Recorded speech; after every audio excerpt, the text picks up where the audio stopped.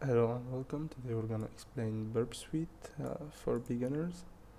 Burp Suite is a powerful tool used by penetration testers for web application and mobile application security testing. It allows you to intercept requests, modify them, place your payloads in them, and do a lot of stuff using requests. Okay, it's an essential tool to have.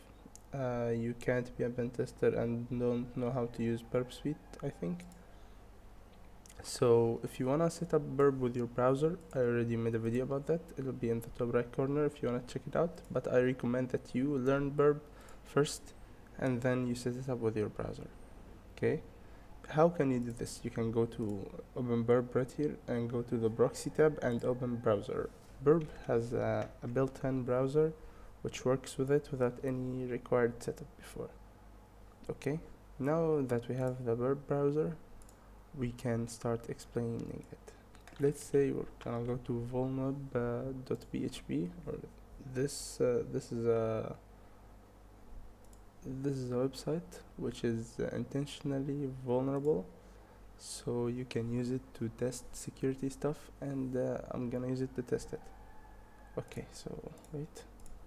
What's good with Burp? Burp lets you, let's say I wanna enter ET for example as username and password, but they are wrong. How can I maybe brute force credentials, maybe see my request, do anything? You go to the Proxy tab and then to the HTTP history. Then let's say this is the request I sent. I sent it to test php.vulnweb/login.php. And you can go and click on it. Right here you can see the request itself, and right here you can see the response of the server.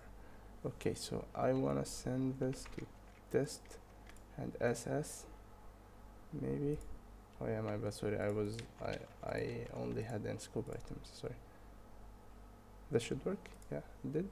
It's a post request to /user_info.php with our stuff right here.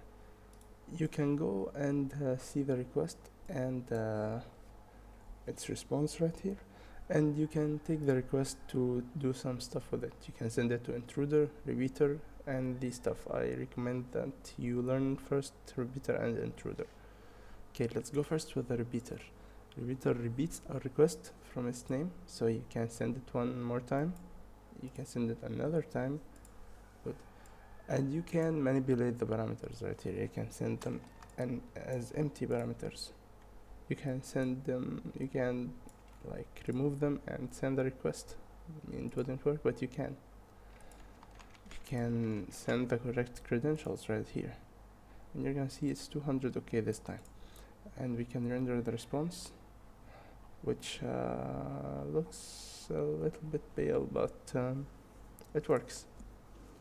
I know this because if I do test right here, it will log me in and it will work. But someone seems to have put something that will redirect us right here, like some JavaScript, because this is an intentionally vulnerable website. I hope it didn't get hacked though. Okay, now what if let's say you don't know the password? Then you can send it to the Intruder. The Intruder is used to brute force stuff. So let's say for simplicity I'm gonna leave this TE. I know it's correct. I'm gonna get this GT. I need to brute force these two characters. I can then check them. Let me start. I can then select them like this and add these tags around them. Then I can use stuff to brute force them. There are a type of attacks right here: sniper attack, cluster bomb attack. We're gonna use the sniper one. It's the basic one. And you can go to the right here, you have your payloads tab. You can see payload tab. We're gonna be familiar with numbers and brute forcer. I think these are gonna be the ones that we're gonna use a lot. So let's check the brute forcer one. We need a minimum length of 2, a max length of 2, and these are our characters that we're gonna use. You're gonna see that it's gonna send about 1200 requests, and yeah, you can then start brute forcing. let's see, we know the password is gonna be TEST, so when we get ST right here, this means that we have the correct password. Also, you can, like, what if you don't know the actual password? Well, you're gonna notice something. The length of the request right here, all of them have the same length, 258, but one, which is the correct one, it's gonna have another length. Oh yeah, you can see if the payload is ST, we get the length 6300. So you can see in the response right here that we got in, we managed to log in, which is actually great. Okay, now let's say you wanna, maybe you have this value test and you wanna encode it to something. You can go here to the decoder tab from view. It should show up here. You can go to the decoder tab. Where is it? Something is wrong with it. Oh yeah, it's here. Why is it like this? Okay, you can go to the decoder tab, type test, and then you can decode it or even encode it. You can maybe, let's say, decode it to base 64. Let's show this as text. This is our base 64. What? Decode this as base 64. Oh yeah, sorry, encode, not decode. Oh, I'm so dumb, sorry. And then you can do anything with this base 64. You can maybe like decode it now to base 64 with base 64. You can, let's say you have some HTML tags and you wanna URL encode them. Let's say we're gonna have this. You can encode them as URL, you can encode them as HTML, you can encode them as anything. Let's say hex, and let's say binary, same thing. Let's say gzip. You can encode them as anything you want, and then you can decode them right here. You can also do double encoding, so you can encode this as URL one more time. You can then double decode it.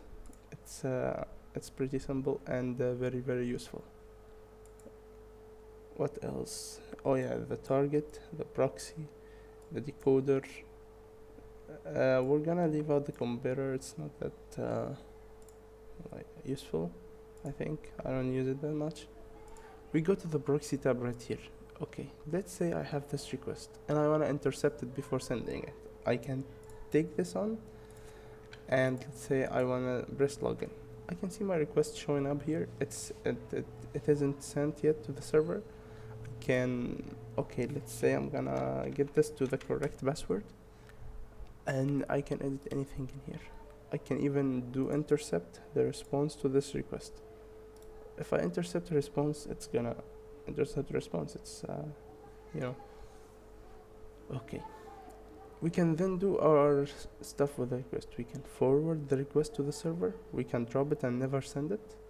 If we choose to forward it, you're gonna see that it returns with the response, which we decided to intercept. And then we can forward this response to our browser, like this, which is gonna get us here to this guy's website, which is hacking us.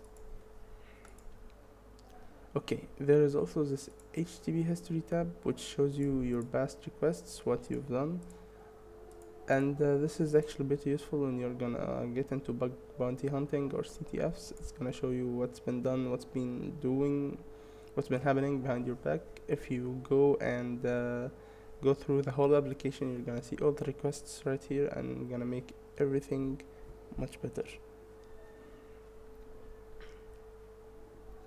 Okay, now let's go to the target tab.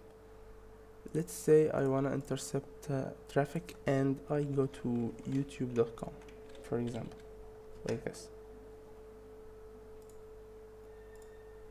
So you can see YouTube is being intercepted, but I don't wanna intercept this. I only wanna intercept stuff from this site, like this. How can I do this? Let's first turn the intercept off.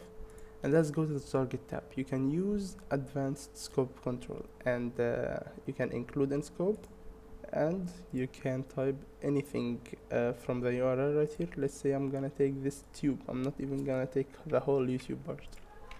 Then it's gonna match for anything that has the word tube in it and stop it. So let's now turn our intercept on. Let's try to refresh this. It matched tube because we are dumb and we put there. you put it in here. Let's remove it now, and let's refresh.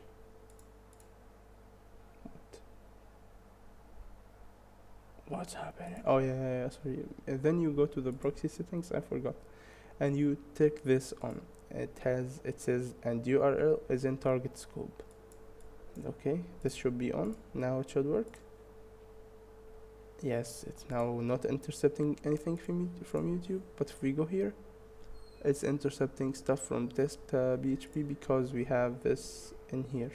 We have the word web, which is right here in the URL, so it intercepts it, which is great.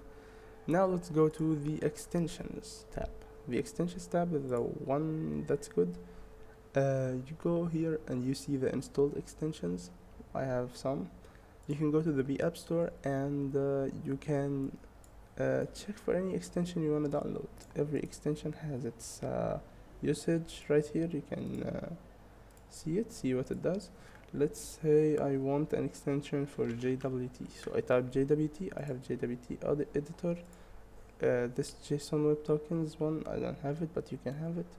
You have everything that says anything about JWTs in here. Okay, extensions are very useful.